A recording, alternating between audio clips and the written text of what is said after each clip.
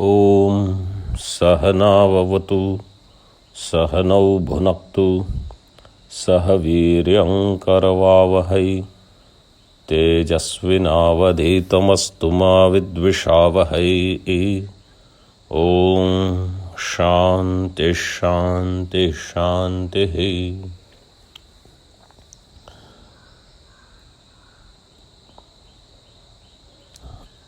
Atma is revealed as Jnaptihi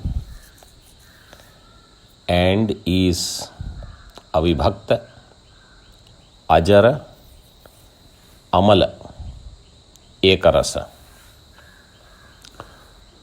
So, Jnaptihi avibhakta, ajara, amala, ekarasa.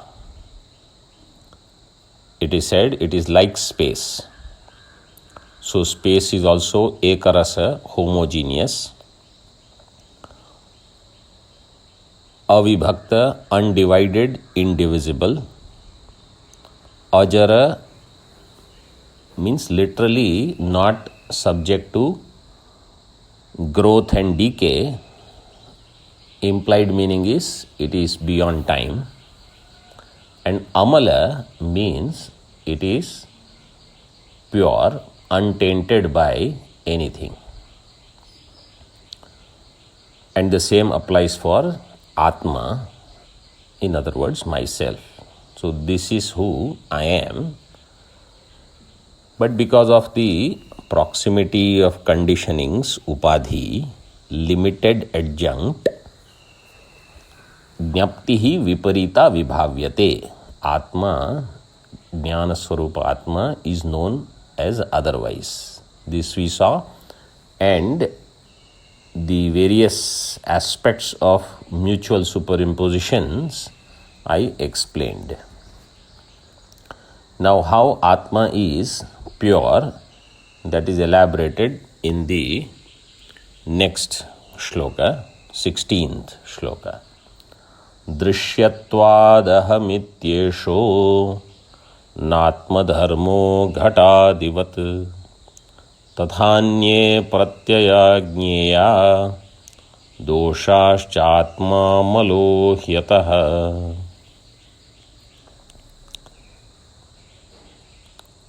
The distinction between Atma and Ahankara is the most important sadhana. All other negation and rejections of anatma are at lower levels. But the final sadhana is to know myself as different from Ahankara. In other words, this Ahankara is also some different entity different from myself. And this Ahankara is one among many, and I am Atma, one alone, without the second. So here that distinction is made between Atma and Ahankara. This Ahankara is referred by the word Aham, and Atma is referred by the word Atma. Aham iti eshaha na Atma Dharmas. This Aham, Ahankara, is eshaha, this one, is not, means this thought, this I thought or this notion that I entertain, that I am a person, is not Atma Dharma, is not an attribute of Atma.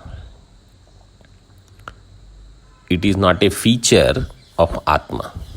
It is not a characteristic of Atma. Why? How do you say that? Drshyatvat. Because it is a drshya.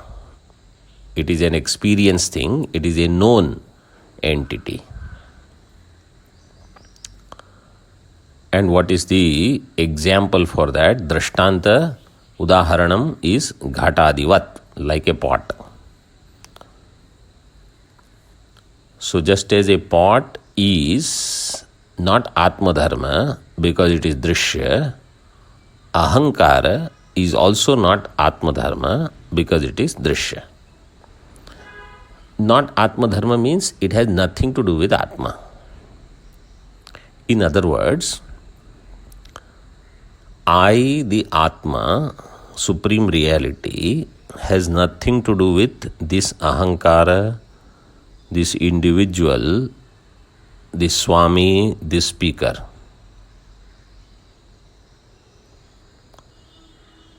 This individual Vyakti entity is not me. This Viveka I should have. So the first line is a Anumana where the pratignya is Aham iti eshaha na Atma Dharmaha. This is pratignya vakya. Paksha is Ahankaraha. Eshaha Ahankaraha. So Ahankaratvam is Paksha. Sadhya is Anatma Dharmatvam. Na Atma Dharmatvam means Atma Dharmatva Abhavaha. Hetu Drishyatvam. Drishtanta Ghata. So yad drishyam tanna Atma Dharmaha. Whatever is Drshya is not Atma Dharma.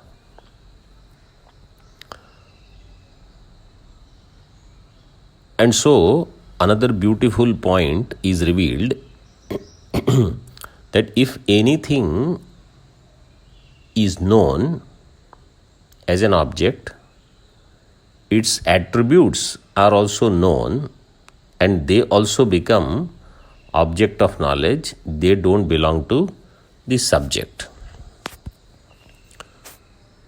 So attributes also belong to Drshya.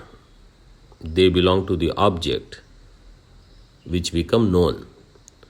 So known object and known attributes, none of them, they have anything to do with the subject Atma. So if this principle is properly understood, then I have to go on dwelling on this idea. So pot, for example, is known. Therefore, I am not the pot. So this is clear. I see a cow. I am not the cow. Why? Because cow is experienced. Then cow's color is also experienced. Therefore, that color should belong to the object which is experienced, the cow, and not to the subject. So I am not the cow, I am not the color. Let's say cow is white cow. So I am not the white color also. They both belong to Drshya. Then we have to bring that logic to our own body. So I am not this body. Body is Anatma because it is Drshya. So whatever modifications take place at the level of body, they also are not mine. So aging is there, health is there, sickness is there, other changes also happen. None of them belong to me. This I should understand.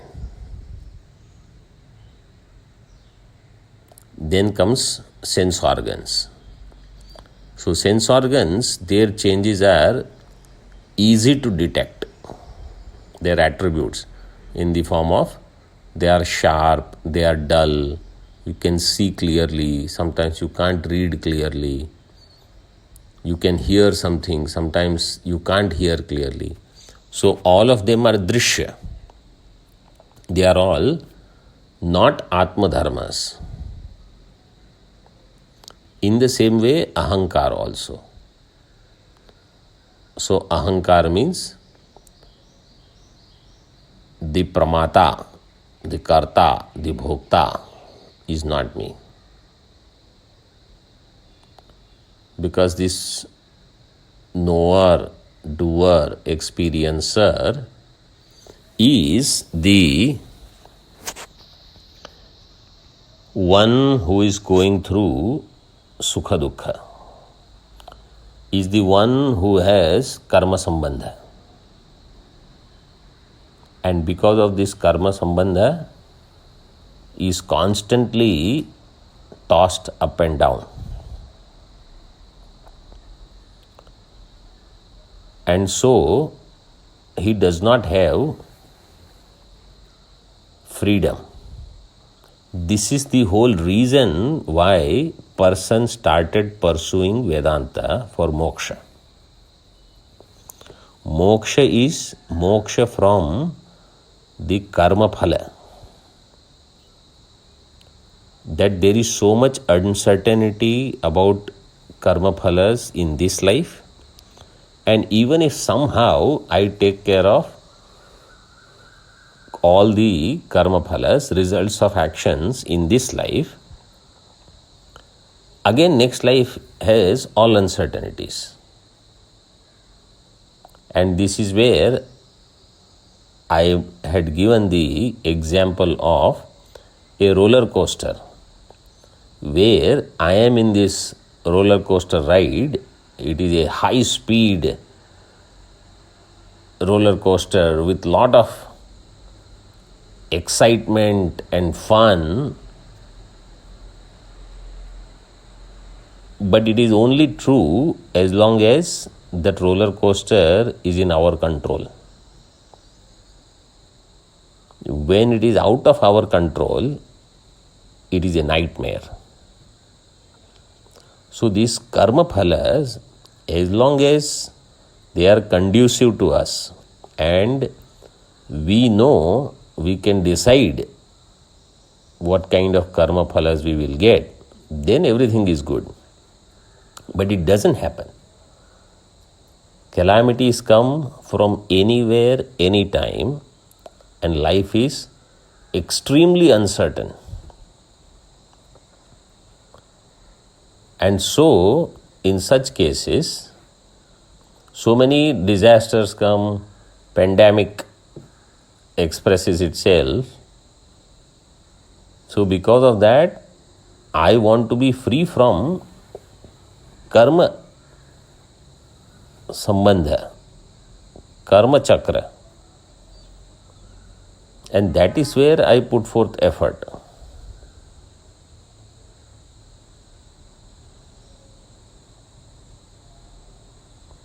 So, after all this sadhana, doing nishiddha karma tyaga, then doing, so no prayashita karma, then nitya karma, naimittika karma, giving up kamya karma, then taking karma sannyasa, doing guru upasatti, so karma yoga, then upasana, guru upasatti, chitta shuddhi has happened, now shravanam, mananam, nididhyasanam, all this is for what? So that I become free from karma sambandha. Ahankara is the one who has karma sambandha. Atma alone is free from karma sambandha. Therefore, I have to know that I am Atma, and therefore I have no karma sambandha.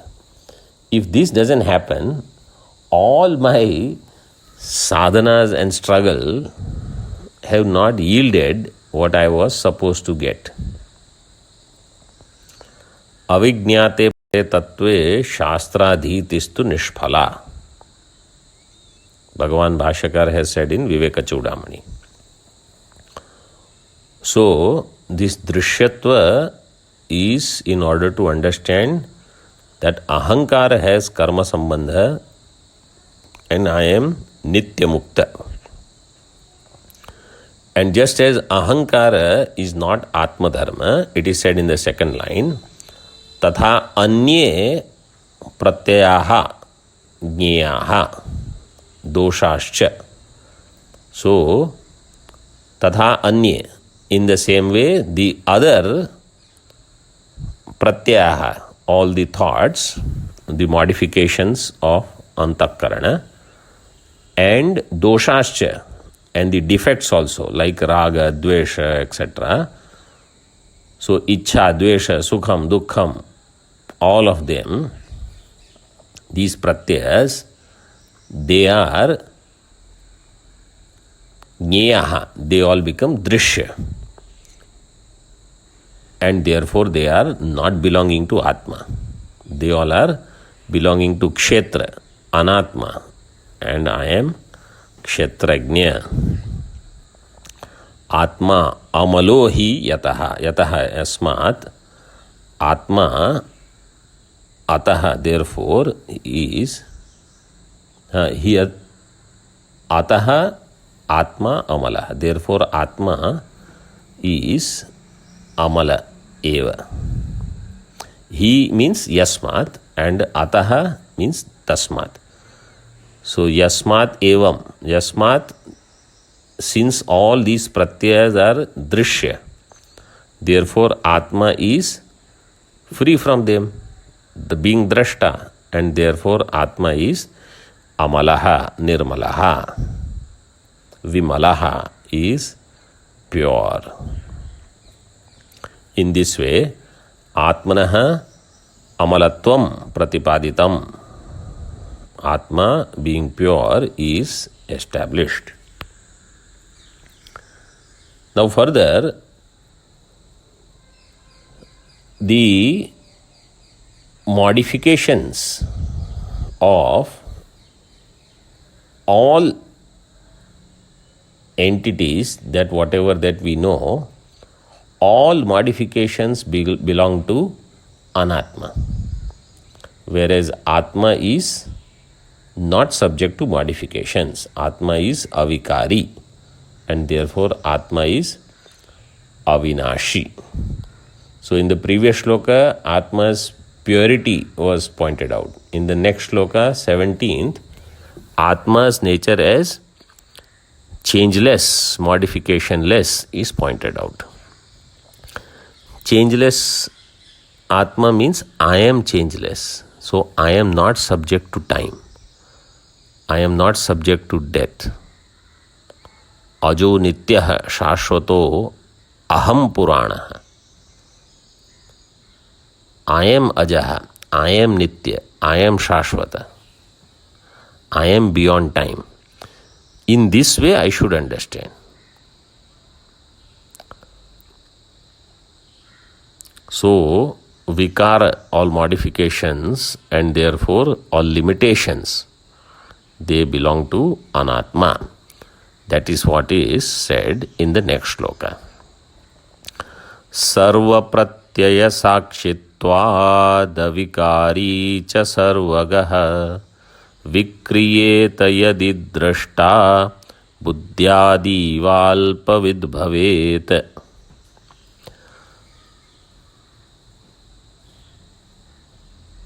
Drshta sarva pratyaya sakshitvat. Drshta is sarva pratyaya sakshi. Drshta is only one. Eko devaha. Sarva pratyaya sakshi does not mean only sakshi of all thought modifications of one antah karana, but sakshi means thought modifications of all antah karanas. Sarva pratyaya sakshitvat. Avikari cha sarvagaha. And it is also avikari, not subject to modifications. Because sakshi cannot be subject to modifications. Any dharma which is subject to modification, it will bring vikara, modifications in dharmi also. There is a saying, upayan dharmo vikaroti hi dharminam. Upayan dharmo vikaroti hi dharminam. Upayan means that which is subject to arrival or birth, and apayan means that which is subject to departure or death. Any dharma where arrival and departure is there, or beginning and end is there, it will bring modification to dharmi. Atma, which is Sakshi, which knows all the arrival and departures, that Atma is avikari and sarvagaha. Sarvagaha means that which is all pervading. So it is not only Sakshi of one antah karana. It is not parichinna, it is aparichinna sarva pratyaya Sakshi. And only that which is unconditioned, unlimited will be avikari. If it is limited, if it is finite, it will be vikari. That which has either desha paricheda, conditioning in space, or kala paricheda, conditioning in time, or vastu paricheda, conditioning by object, all of them are subject to destruction. So, this point we can highlight a little bit more if you are ready for some analysis. So, first you understand, upayan dharmo vikaroti hi dharminam. So that if a dharmi has any changes, then dharmi, if dharmas are changing in the form of arrival, departure, birth, death, beginning, end, then dharmi also is subject to change. Now, the next thing what we have to know is this. If something is conditioned by time,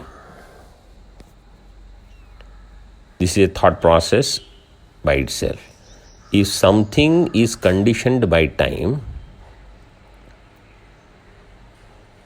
then it will have prior non-existence and posterior non-existence. Prior non-existence is pragabhava.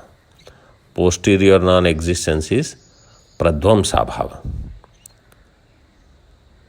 So, Atma, when we say is not conditioned by time, means there was no time when Atma was not there. And there will not be a time later in future when Atma will get destroyed. Such thing will not happen. So, there is no pragabhava, there is no pradvamsabhava. There is no prior non-existence, there is no posterior non-existence. This proves desha kala aparichinnatvam of Atma. Desha aparichinnatvam means there is no atyanta bhava. If something is conditioned by space, then it will have atyanta bhava. Atyanta bhava means there is some place where it is not. Means really speaking, it was not there and it is not there even where it is experienced. Like our body, it has prior non-existence. It was not there before birth. And it will have posterior non-existence. It will not exist after death. So this much we know. Then we say right now it is existing. Right now it is existing only in one place, but it is not existing at another place. So this is called atyanta bhava. Now we should question where it is appearing right now, let's say on this dais. Is it actually there or not? It is just like saying, in clay, pot is appearing. But really speaking, is pot there? So pot was not there before creation. And pot will not be there after destruction. But right now pot is there. So that pot also right now is only clay. There is no such thing called pot. In the same way, right now this deha is nothing but, you can say, pancha mahabhuta vikara, its cause. Or it is maya, avidya, mula vidya appearing in the form of this deha. So there is atyanta bhava of deha. And there is another one called, so prior non-existence, posterior non-existence, absolute non-existence, and mutual non-existence. The fourth one is anyonya bhava. Like a pot is not a cloth, and a cloth is not a pot. So in this way, there is mutual non-existence. And therefore, the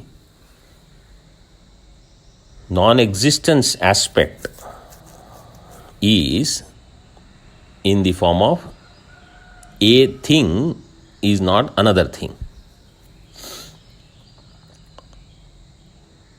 So in Atma, none of these non-existences appear. Atma will not have any abhava. Therefore, Atma is bhava rupa and it is nitya. It is ever there, always present.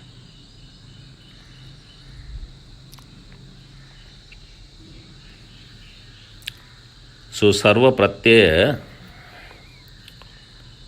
Sakshi, it is the witness of all thoughts, avikari, not subject to modifications, changeless, sarvagaha, all pervading, is one sentence. Second sentence says, yadi drshta vikriyeta, if this drshta, Sakshi, the one which has no non-existence, such drshta, if it was subject to modifications, then that drshta would become a pramata. Because pramata is subject to modifications. The one, this ahankara, which has the experience of objects and is sukhi dukhi, subject to karma sambandha, that pramata is subject to change, but it is not all illuminator. It is alpagnya, alpavit. So that is said in the shloka, yadi drashta vikriyeta buddhyadi iva alpavid bhavet. Buddhyadi iva, like buddhi, etc. That drashta, buddhi means antah karana. Like antah karana, this drashta also will become alpavit, alpagnya. Bhavet, it would become. In other words, right now it is not alpavit, it is sarvavit, sarvagnya. Sakshi is all illuminator and therefore it knows all. So there where there is chidabhasa in buddhi, then it is always going to be knower of finite things. It will not be knower of all. Whereas Atma is subject to all illumination and is knower of all. And therefore it is sarvagnya. So the difference between Atma and Ahankara is, Atma is avikari, Ahankara is vikari. And this Atma is sarvagnya, Ahankara is alpagnya. And why that is there? Because Atma has swaprakasha, its own illumination. Atma is Chaitanya Swarupa, whereas Ahankara is Parata Prakasha. It has borrowed illumination. So all these things are pointers for reflection. And here commentator has given one more point, not here in that detail, but in Naishkarmya Siddhi, Sureshwaracharya ji explains another beautiful point, and that is the difference between Sakshi and Ahankara is that Sakshi does not get influenced by what it experiences, whereas Ahankara does get influenced by what it experiences. In other words, if good things are experienced, Ahankara is joyous. And if bad things are experienced, Ahankara is sad. Whereas Sakshi, Atma, the real I do not have either of these. So there is no elation in Sakshi and there is no depression in Sakshi. So when at Ahankara level, I try to manage not to get too elated or too depressed, at Ahankara level, it is sadhana. At Sakshi level, when I know that I cannot have elation and depression, that is jnanam. And that is what I need. So until I get established in that jnanam, I can go on doing sadhana. But my real understanding should be that I don't have these mood swings. Mood swings belong to Ahankara. I am changeless. Because if I accept these mood swings in Atma, then Atma is subject to modifications. If it is subject to modifications, then it is subject to destruction also. All problems will arise. In this way, this 17th shloka is also concluded here. Om Purnamadaha Purnamidam Purnat Purnamudachyate Purnasya Purnamadaya Purnameva Vashishyate. Om Shanti Shanti Shanti. Om.